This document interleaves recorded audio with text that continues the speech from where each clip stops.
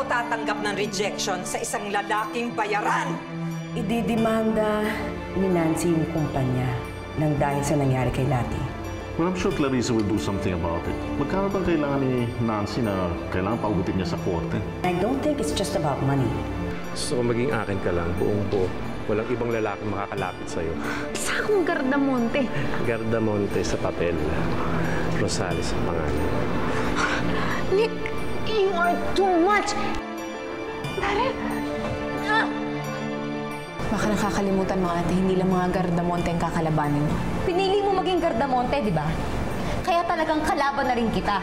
Ay, hindi ako titigil hanggat hindi mo nakakamit ang hustisyang nararapat sa'yo. Nancy, dala ko na ang mga papeles.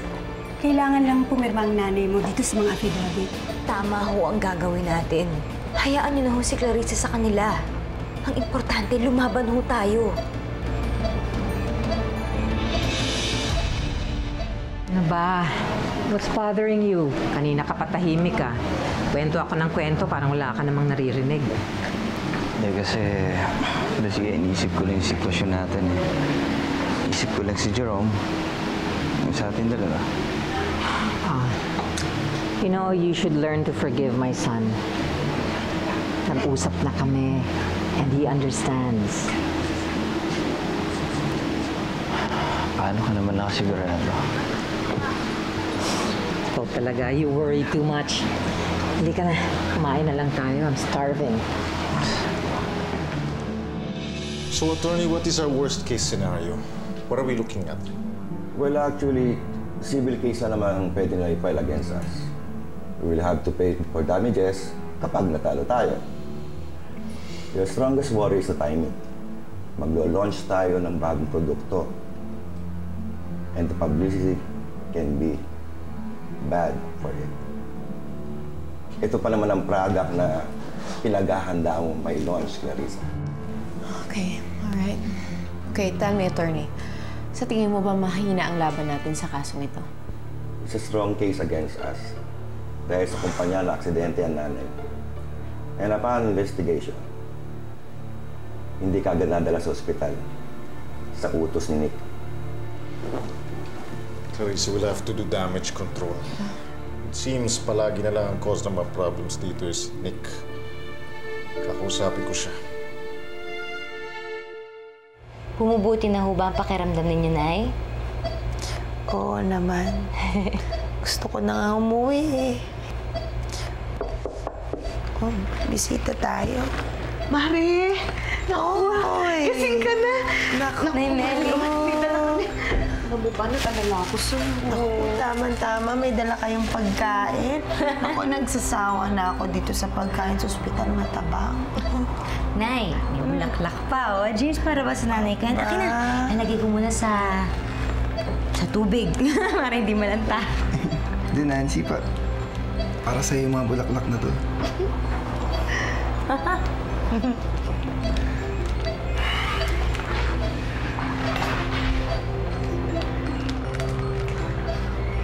Nancy, pumunta kami dito ni Inay.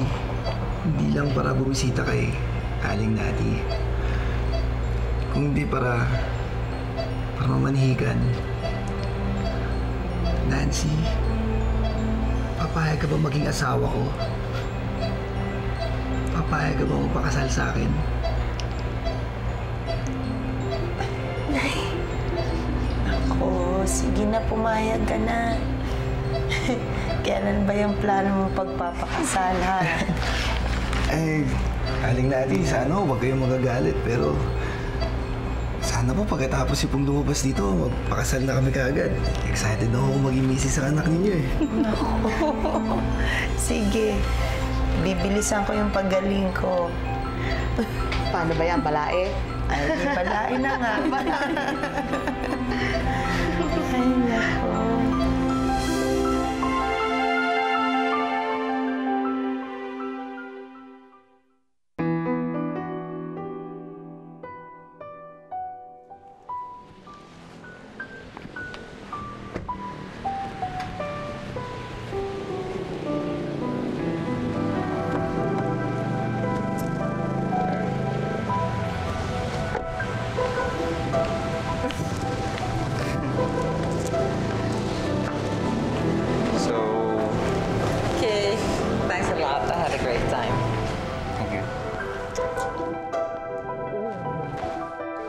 See you. Night. Good night.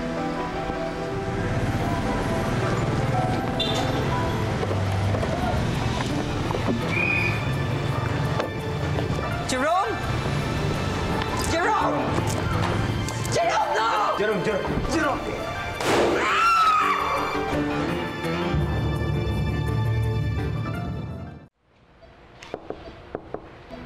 Pasok. Ay, Clarissa. Clarissa. Ay. Ang tagal-tagal na kitang inintay. Bakit ngayon ka lang? Nay, pasensya na ho. Marami kasi akong inasikaso eh. Kamusta na ho ang pakiramdam ninyo? Buti naman maayos na kayo. Dapat ililipat ko nga kayo ng hospital, kaya lang ayaw naman pumayag ni ate. Ako, pagpasensyahan mo na yung kapatid mong yun.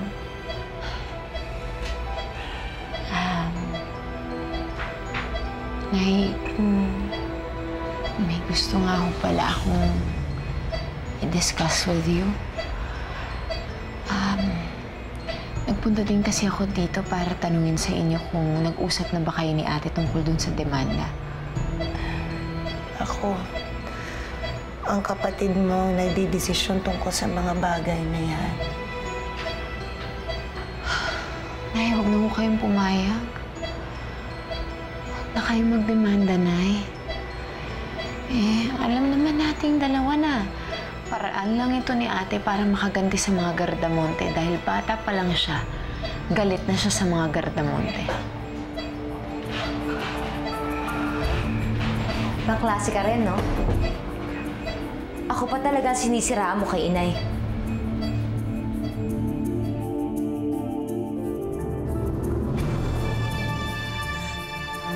Jerome!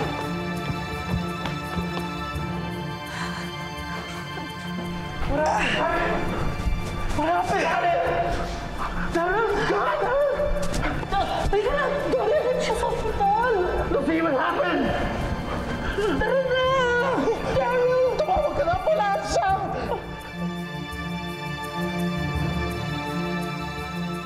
Baklase ka rin talaga, Clarissa, no? Ako pa ang sisiraan mo kay inay. Nancy! Ako pa ang pinapalabas mong masama kay inay, samantalang ikaw ang nagpabaya at nagtakwil sa amin. Tapos pupunta ka dito para lang ipaurong ang demanda? Makonsensya ka nga! Teka lang, ate. Kahit kailan, hindi ko kayo tinakwil ni inay. Ikaw itong pilit na naglalayo sa akin sa inyong dalawa. At bakit hindi ko gagawin yon? Tuwing inilalapit namin ang mga sarili namin sa'yo, sinasaktan mo kami. Uy, mga gamot na pa-ready mo na. Buti na lang nakaiwas ka. Sa braso ka lang tinamaan. My God, Daryl, mamamatay ako sa nervyos sa'yo. Grabe naman kasi ang unikong iho ni Lucia. May pagka-psycho. Sayang naman, he's hot. Pwede ba, Os? Ikaw kahit poste, suotan ng briefs, papatulan mo. Excuse me, Maurice. You're getting old na lang kasi eh. Ha? Pwede ba? Huwag ka masyado mag-serious, oh. Os, nagbabarilan ng mga tao sa paligid natin. Isn't it time to be serious?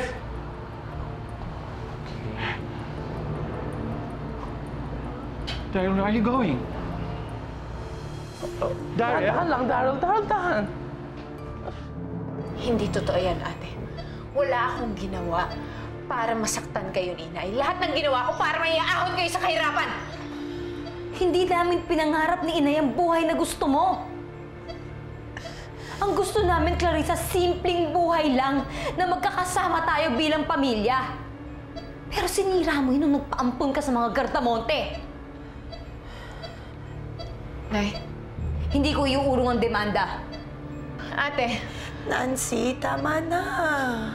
Hindi ko iuurong ang demanda. Hindi na mabibili ng ninong at ninang mo ang pamilyang ito. Nay, pabalik na lang ako sa ibang araw. Clarissa. Clarissa.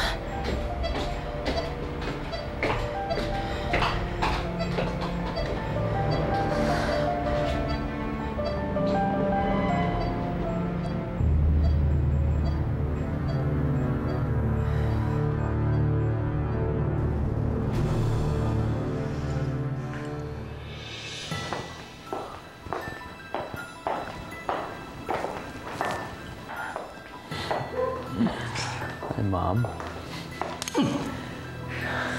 Hindi ka ba nag-iisip? Ha? You think I actually care, Mom? This guy destroyed our family. You know what? Sayang he's not dead. Because you know what? I'm not gonna stop.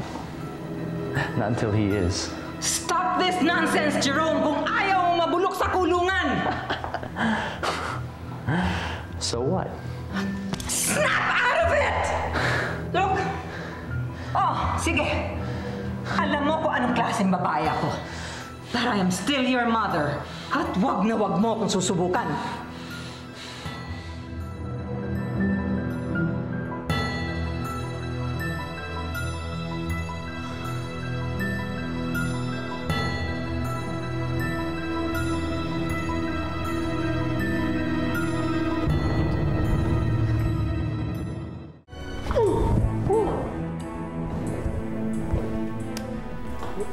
Surprise ka pa. Saan ka galing? Kanina pa kita hinihintay.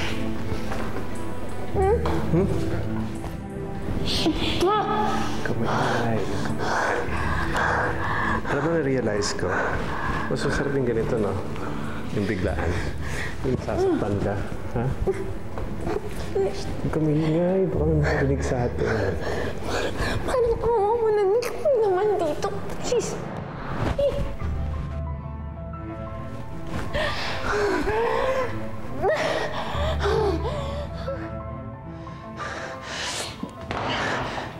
Everything that's happening, this is all your fault, Mom! Sinasira mo ang pamilya natin! Sinira ng daddy mo ang pamilya natin and you know it! Mom, please, just... layuan mo na siya. Aalis ka. Pupunta ka ng Amerika. Magpapalamig ka doon habang inaayos ko ang gulong pinasok mo dito. Then stop treating me like a child! Well, stop acting like one! You are leaving and that is final.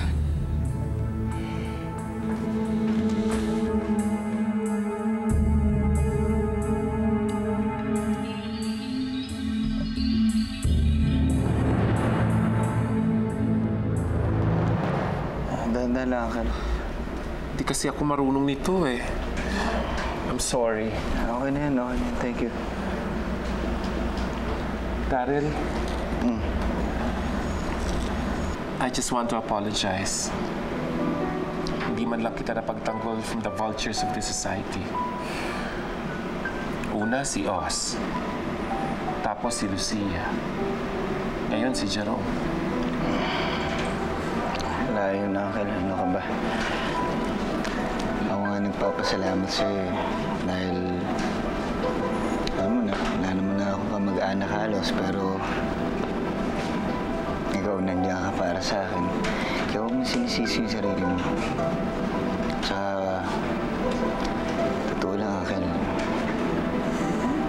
Sarili ko naman yung dapat sisihin dahil ako mismo yung pumasok sa ganung sitwasyon. Ang alam ko kasi, akala ko mapapabuti ako eh. Hindi ka ba nagsisisi? Hindi ko alam eh. Hindi ko alam sagot.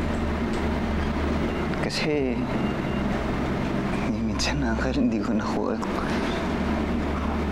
Hindi ko nakuha maisip na magawa yung mga bagay na ginagawa ko ngayon. Simula nung nagbago yung mundong ginagalaw ko. Nagbago na yung lahat. Nagbago na yung pagkatao ko.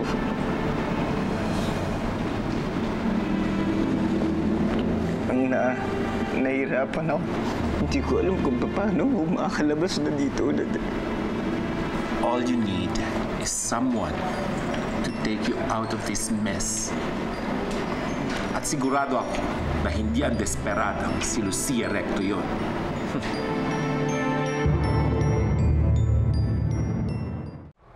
Hindi na bumalik ang kapatid mo. Sana hindi mo siya pinagsalita ng ganun. Tama lang naman ho yung sinabi ko na eh. Para naman matauhan naman siya. Paano kung hindi siya matauhan? Paano kapag tuluyan na siyang hindi bumalik sa atin? Nay, matagal na akong wala sa atin si Clarissa. Tayo lang naman ang pilit umaabot sa kanya eh. Siguro na panahon na para tanggapin na natin yun. Hindi ko yun matatanggap. Dahil ako ang may kasalanan ng lahat ng ito. Ako ang dahilan kaya lumayas ang kapatid mo. Kaya wala siya rito sa atin ngayon. Dapat hindi ko siya pinamigay.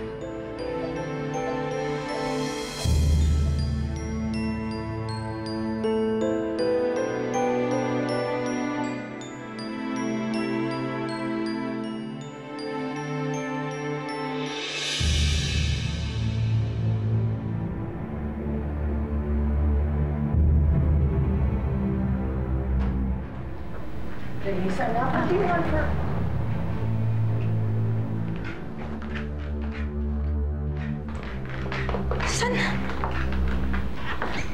Saan galing yan? Sinong nananakit sa'yo? May sasabihin sana ako sa'yo, Ma. Clarice, anak, you know you can tell me anything. Ma'am, nandiyan na po si Sir Nick. Ganun ba? Ang aga naman niya. Sige, sabihin mo sa kanya, bababa na ako. Sige po. Clarice, what were you going to tell me? It's nothing, Ma. I was just going to say that I am so clumsy. Nahulog tuloy ako. Ayan, nagkapasa ako. Well, of course not, Iha. You just have to be careful next time. Okay? Baka naman isipin ng mga tao hindi ka namin inaalagaan dito. Hindi naman po. Oh, what did you want for breakfast?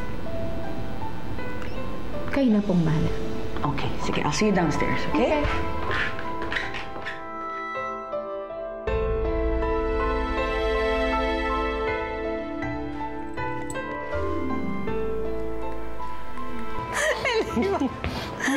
Alam mo.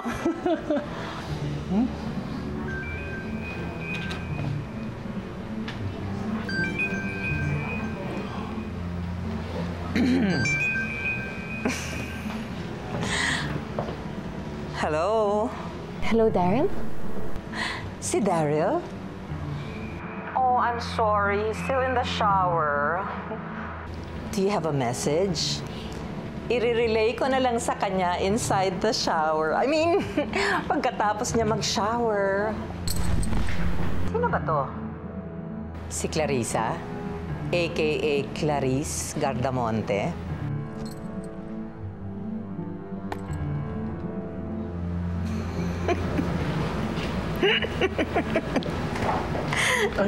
Sauli mo na yan. Nandiyan si Daryl. Oh, Daryl! Wow! You look so good. Of course! Bagay na bagay kaya sa kanya mga creations ko. Sandali, saan ba talaga tayo pupunta? Excuse me.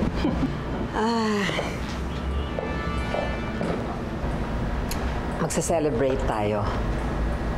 My son is leaving for the States, so finally, wala nang threat sa buhay mo.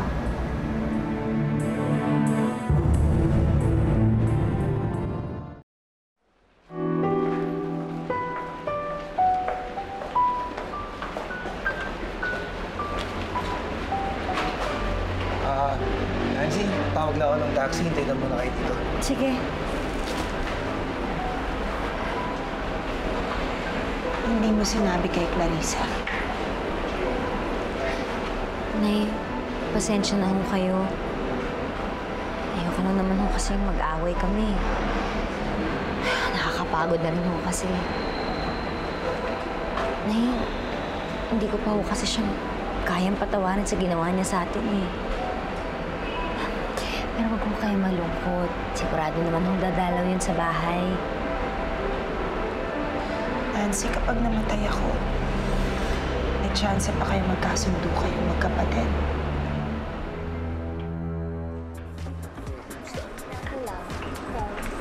Cheers, pre.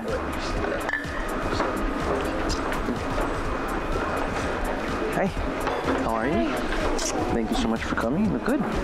Here, have a seat. Hi. Hey, guys. Here, I'll hold this for you. Thank you. That's all right. Just put it there. You okay? Yeah. Thanks for inviting me here. Bakit bigla naman yata yung pag-alis mo dyan? My mom wants me to go.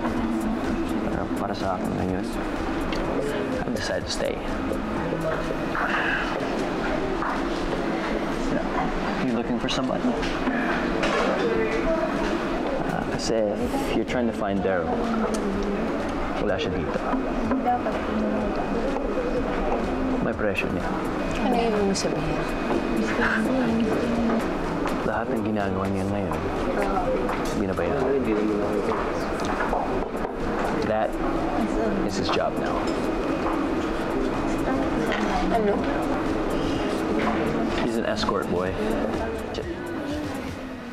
Nay, huwag naman ho kayo magsalita ng ganyan. Kakagaling nyo lang. Nancy, magkapatid kayo ni Clarissa. Kahit ano pang apelido ang dalhin niya, hindi magbabago yun. Gugustuhin ko sanang magkasundo na kayo. Panatag na sana ang kalooban ko kung kayong dalawang nagdadamayan at nagtutulungan. Pero, Nay, Nancy, magkapatid kayo ni Clarissa. Kailangan ka niya. Huwag mong kakalimutan yun.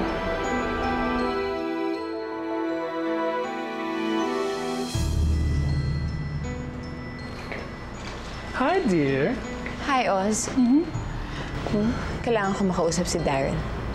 Oh, if you're looking for Daryl, he's not here. But if you need Daryl, you came to the right place. Ay, sorry late ako medyo.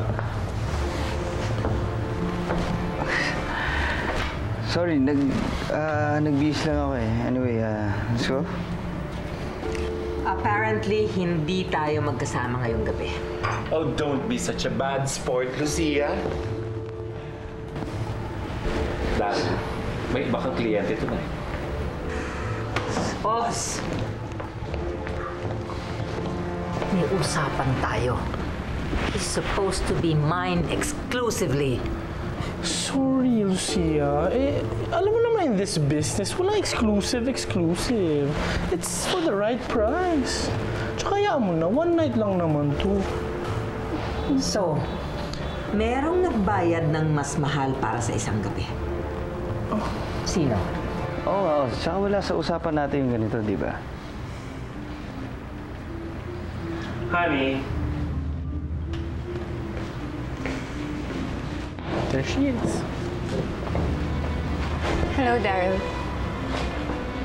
Ako ang bumili sa'yo.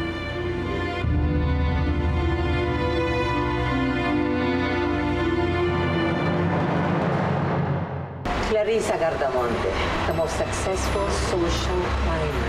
Nai-involve sa isang lalaking bayaran. Alam kaya ng adoptive parents niya kung saan niya ginagamit ang pera? Ngayon na pala ang alis mo. Hatid na kita sa airport. You sacrificed our family dahil sa init ang katawan mo. Lucia Recto, asawa ng isa sa pinakamakapangyarihang tao sa banking industry. Kailangan pang bumili ng makakasama sa mga parties. Alam ba ng asawa mo kung saan mo ginagastos ang perang ibinibigay niya sa'yo? You like Come on, let's look here. Lucia? How are you? I haven't seen you. This is Clarice Gardamonte. Yes, we've met. Oh, really? Sino nagpakilala sa inyo? It must have been Ralph. Ang nag-introduce sa amin, si Daryl Revilla.